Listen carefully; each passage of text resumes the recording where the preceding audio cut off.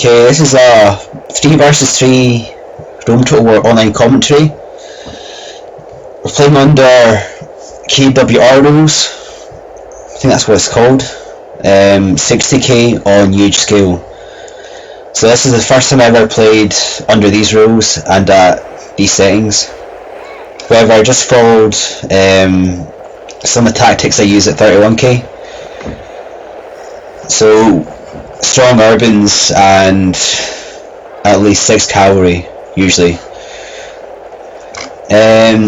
Chose not to take any legionary cohorts, however I noticed that my allies have taken some.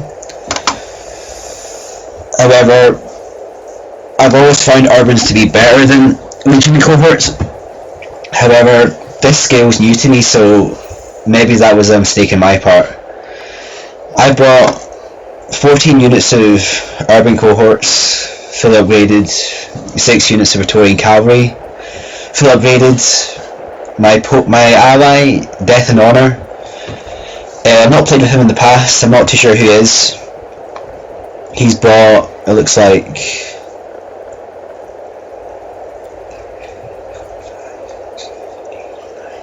nine units of urban cohort, 5 units of legionary cohort, and 1, 2, 3, 4, 6 units of gold or full upgraded Praetorian cavalry. And I think my ally Gladius brought a very similar army. I think he brought 6 cavalry, 5 cavalry,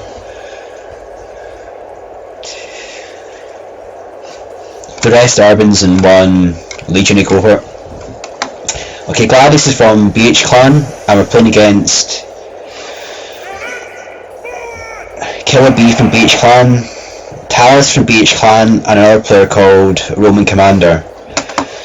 And they've gone for very strong urban armies with fewer cavalry. That might be a good tactic under these settings, but it's the first time I ever played in this kind of battle before, so perhaps that's a better strategy. You can see Killer B has 2 cavalry, and I think he's got a Roman general as well. Talus has 3 cavalry. However, in this battle, I must say the battle lasted a long time. I was concerned by Death and Honour not putting his units into loose formation, so I was worried in case he was going to get steamrolled. So I chose to take a position on the left flank and outflank Killer B, because I didn't want him to get steamrolled. Plus, they have a lack of cavalry in this battle, so it's beneficial for us to dictate how the battle goes, so I can decide where I attack. I've got more cavalry,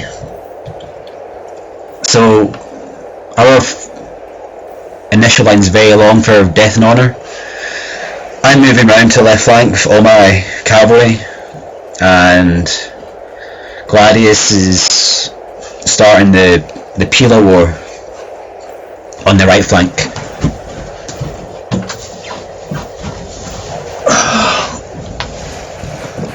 You can see Roman Commander obviously has played this game before. He's using Testudo to shield against the Pila, and Death and Honour's made his entire front rank go into Testudo mode. So I'm moving to the left flank, and it's a bit of a risk actually, because it gives Killer B the opportunity to team up with Talus and take me out. However, I'm just concerned about Death and Honour getting steamrolled in the centre, because as I said before, I don't know the player, I don't know his level of skill, so it's really to help him out, to be honest.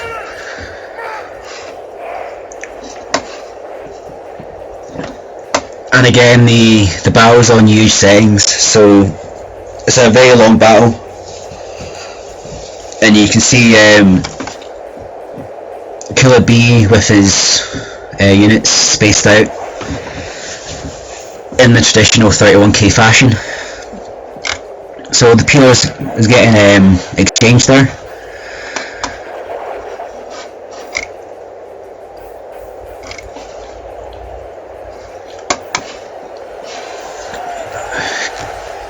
Combined assault with Death and Honor and Gladius on Roman Commander there. Get some good kills. Alright, go back to my side.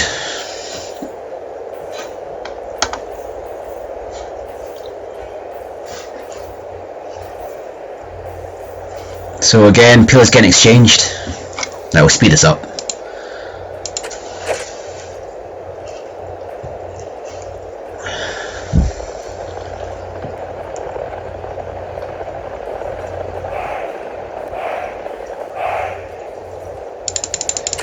Now we can see Killer B is moving back a little bit. Talos is moving forward. It's an attempt to try and encircle me. I do have 6 fully upgraded Praetorian Cavalry against 5 maximum with the Armour General. And the Armour General is actually superior to Praetorian Cavalry because of the hit points. I think at this point I actually lose this unit. I think it gets stuck into student mode. That's it, right, so I've lost a unit there. Just if I think back to the battle, I think I pressed deselect testudo and I don't know whether it lagged and it clicked back on again, but it wasn't fast enough.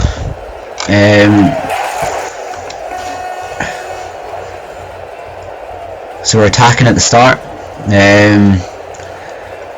Again, Killer B has a lot more urbans than I do, so we're taking quite a lot of hits with the Peeler, fortunately. And Talos is moving over his 3 units there to try and hit my side there. So we've totally lost formation at this point. However, we're not within the range of the enemy Peeler, so it's not that bad, to be honest. I try and rout that unit of urbans, and at the same time also put in my other cavalry to attack Talos's infantry, Talos's cavalry. Both units using the auto attack, the shield the Praetorians have. At this point, I'm going to lose this battle on this side, so I pull over some infantry to support that side.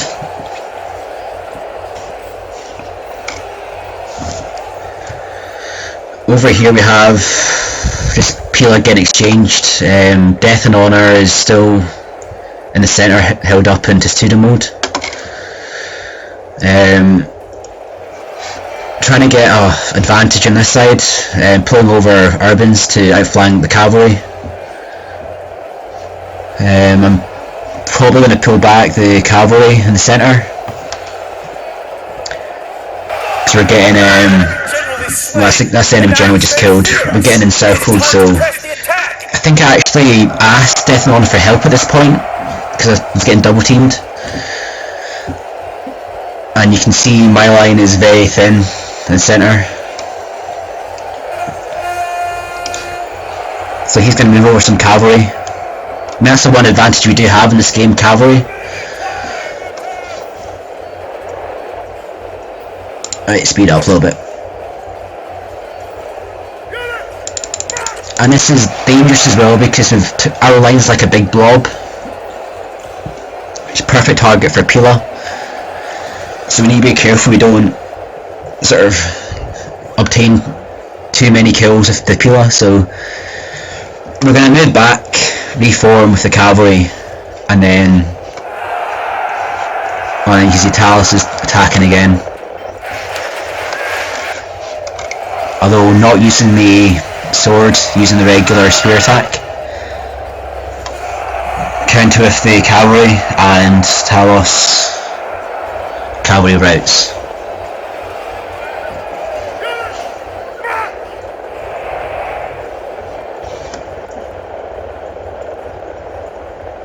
And I think Death and Honor is going to get a kill an enemy unit route with the encirclement there.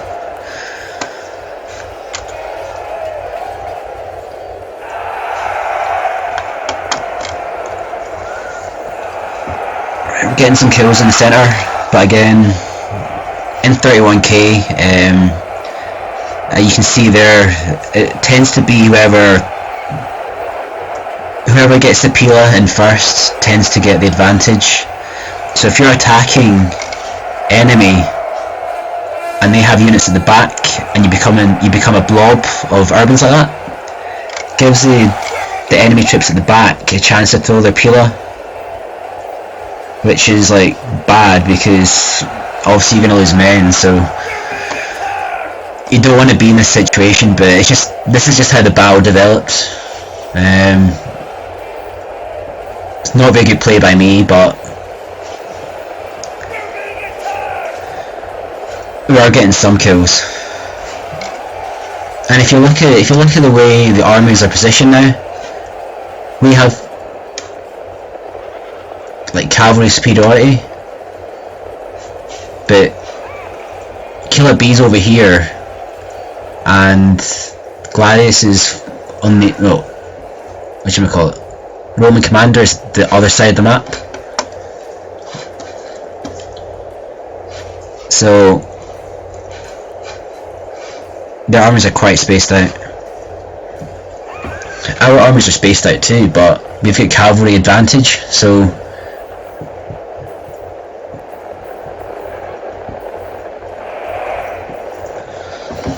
right, now we move our troops back. It's happening on the right flank. See, Gladius has managed to do a lot of damage to Roman commander in the centre. The lack of cavalry is really hurting the enemy at the moment. Just hammer and anviling the enemy at the moment. Getting quite a lot of kills. And at this point I realised that I could keep my infantry there and move my cavalry over to help destroy the right flank, because there's nothing there to stop me anymore. So I decided to pull troops back, move my cavalry over, because there's no one, Kilby's miles away. So we're all going to gang up on Roman commander, see if you can knock him out.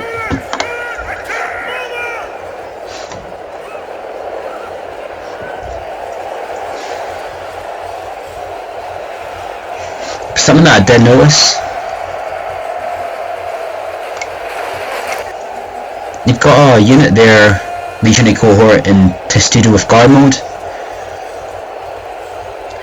and you've got a unit attacking it, also the exact same unit.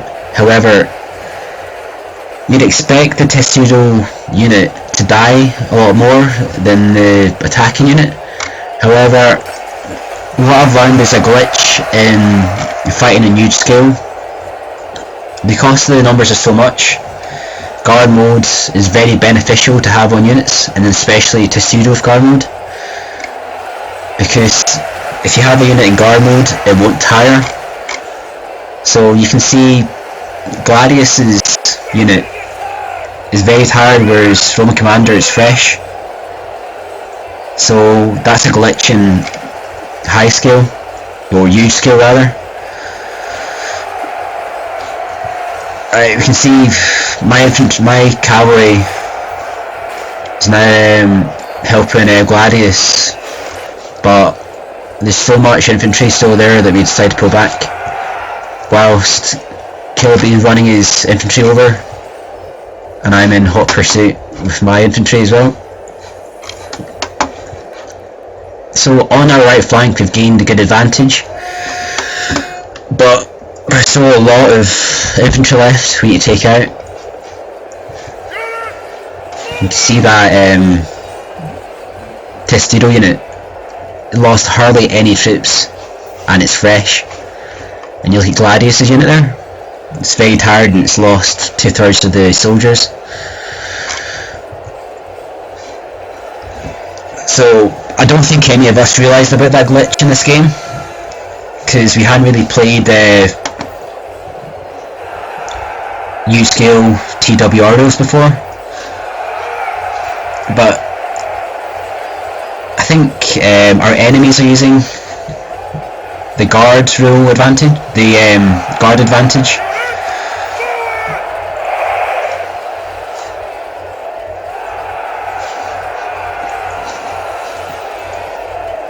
So we're pulling everything over.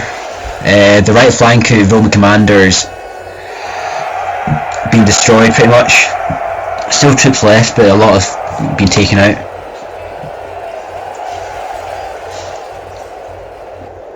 And my troops are coming in for the attack at the back. Still got cavalry left, but if you check out how many urbans are left, there's every SPQR unit is an enemy, and Brutai is an enemy as well. Our troops are Julii and Scipio, so we don't have that much infantry compared to our enemies. You can see the guard mode being used there by Talus. However, we're attacking both sides, so it's not as effective now. And again, guard mode being used again. Guard mode being used again. We're not using guard mode. I don't think we knew about the advantage. Well, I didn't know that you had an advantage at 60k or high denarii. So we're just playing as we usually do.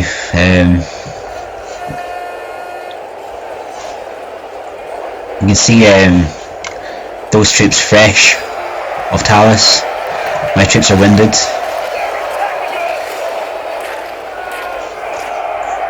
Even though my troops ran quite far away, you'd expect those troops to be at least warmed up. Okay, Death and Honor doing a good job to repel the attacks of Brutii who are trying to surround him there.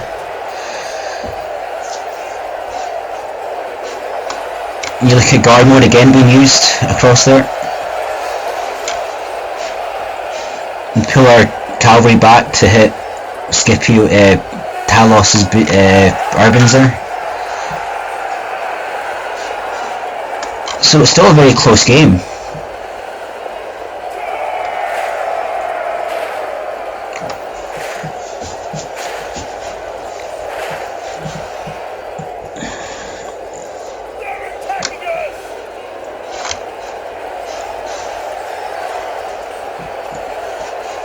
It's just a case of defending your flanks in this situation. You don't want your flanks to be destroyed, because once you get surrounded, that's effectively game over. So you always want to have a few troops at the back just in case you get outflanked. So now we're going to try and encircle Roman Commander and Talos right there. However, Roman Commander's brought his remaining troops back to guard against that. And you can see that unit there by Killer B, that's a unit in guard mode.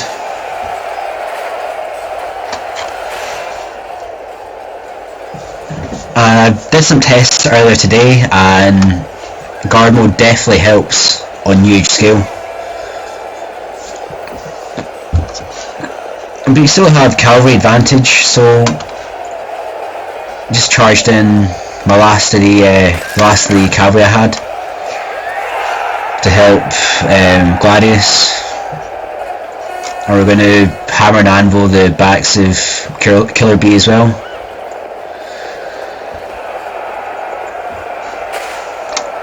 And they'll probably die, but they'll have a morale shock in Killer Bee and they'll do some damage. And he's pulling troops back to repel that cavalry charge. So even though those troops are in guard mode, you just had to pull them back to repel that attack. It's a nice charge there by Death and Honor.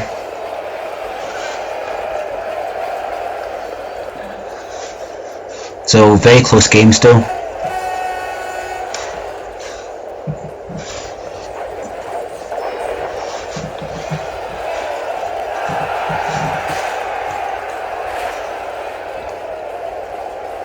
And it's still, if I remember correctly, at this point in the battle it was still like 50-50 who was going to win.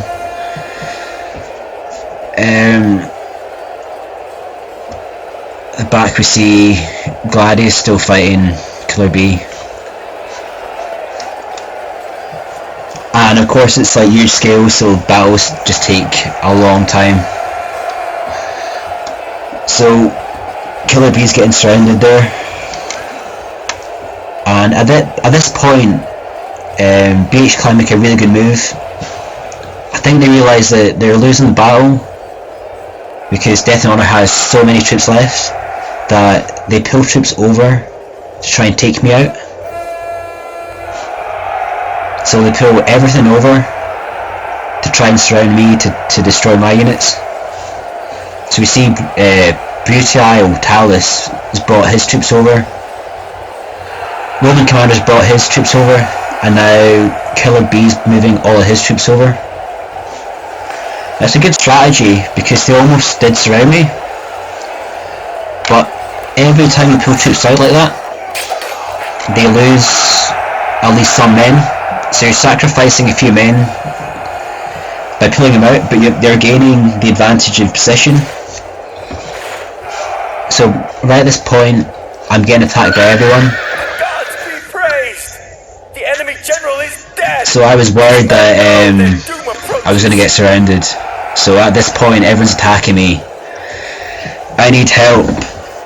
I need to like hold on. So if they crushed me at this point, we would have lost the battle. So I had one unit in reserve that I'm moving into the rear of my units to guard against getting surrounded. However, Death and Honor quickly moves his men across to attack the rear of the enemy, which has forced Killer Bee to move his troops back now to defend against the threats that are coming down.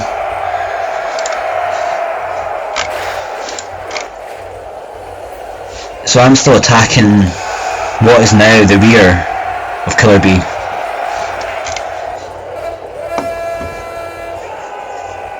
And now we've got the advantage now. I think the battle started to turn at this point for us. But the advantage of being in guard mode for so long would have paid off right at this position, at this point. Talos has units that are winded, tired. Roman Army has tired men. If you look at what we have, all our units are very tired.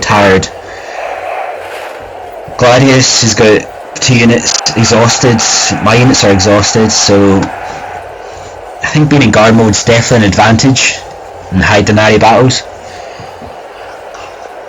But Julia has so many units left that it's going to be very hard for BH to get the win at this point. Right, we're going to speed this up. And we've got cavalry left there, and my general's just died. Where we've got the We managed to capture the flanks of the enemy, and now we're just going to surround the enemy and hopefully get the mass route that we need.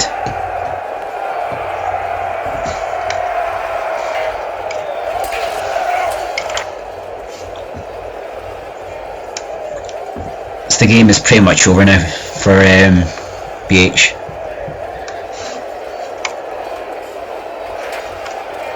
And to be honest, I don't really know how we managed to pull this off so well. I mean, BH played really well. I made lots of mistakes at the start. I don't think any of us were using guard mode, but we did have the cavalry advantage, and possibly at the start with the cavalry taking out a lot of Roman commander, perhaps that helped us. But you know, BH played really well. They almost had the win at the end, but you know, death and honour, so many troops still remaining that the win for us is inevitable. The enemy general flees! Press forward so the spirit of his army is broken too! That's the game won. This one unit of urban cohort left with Talus, scoring on for dear life, but not for much longer, because everyone's routing. But only by the narrowest of margins. That was a very, very close battle. You don't usually see them as close as that. I had 2,812 kills. Gladius had 2,741 kills. Death and Honour had the most kills by far, almost 4,000. 3,883. Roman Commander did really well, still with 3,000 kills, and Talus and Killer B both had about 2,500. So very well played by all, very, very close game, close victory, good game all.